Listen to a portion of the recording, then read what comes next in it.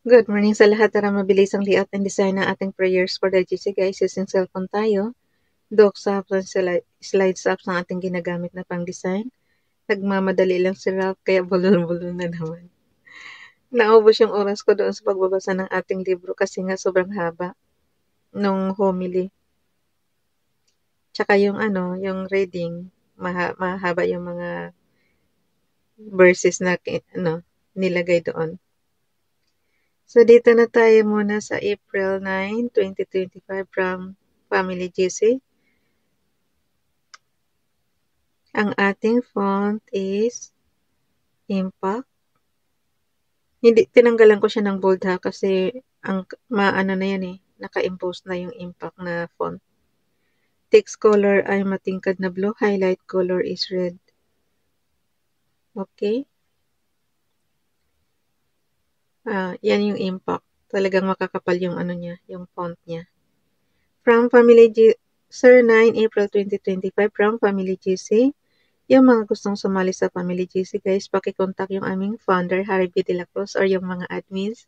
Co-founder Moti, Administrator Pakatang, Eileen Samarin Aiki Akma, Sarah Golinga, Nanay Elsa sa Amerika, at ang inyong lingkod Ralph Lion Pag-Vlogs. Paki-subscribe na rin ang kanilang mga YouTube channel. Like and share na rin ang kanilang mga video, and kung di pa kalabisan, mag-comment po sa comment section. Dito muna tayo sa prayer ni Ralph Lion Pag-Vlogs. Galing to sa Google guys. Dagdagan nyo na lang ng sarili nyong prayer. Father in heaven, our Almighty God, let your light shine through me. I surrender to your will, mold and guide me to be a reflection of you and your everlasting love. Let everything I say and to honor you. In Jesus' name, Amen. Kay Princess Dayan channel naman, paki-subscribe sa kanyang YouTube channel. Okay.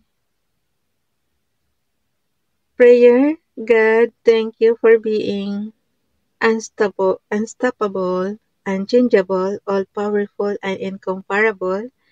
You alone are worthy of all my praise, honor, and glory. Your love endures forever, and I am forever grateful for you, for who you are. Thank you for making a way for me to know you personally.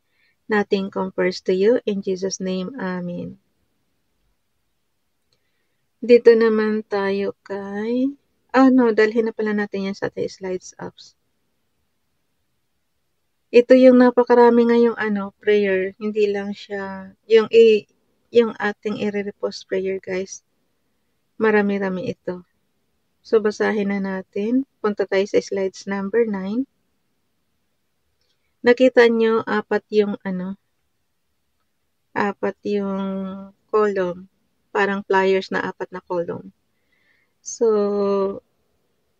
okay naman siya, nababasa naman, kaya okay lang kahit marami. Pero mayroon kasi tayong minsan design na kahit na 3 lang or 2 lang ang column pero maliliit masyado ang font, kaya hindi ko sinasamahan ng marami. Pero ito kasi nilagay ko yung isa lang ang tinanggal ko rito. Ay sorry, may nasanggi lang.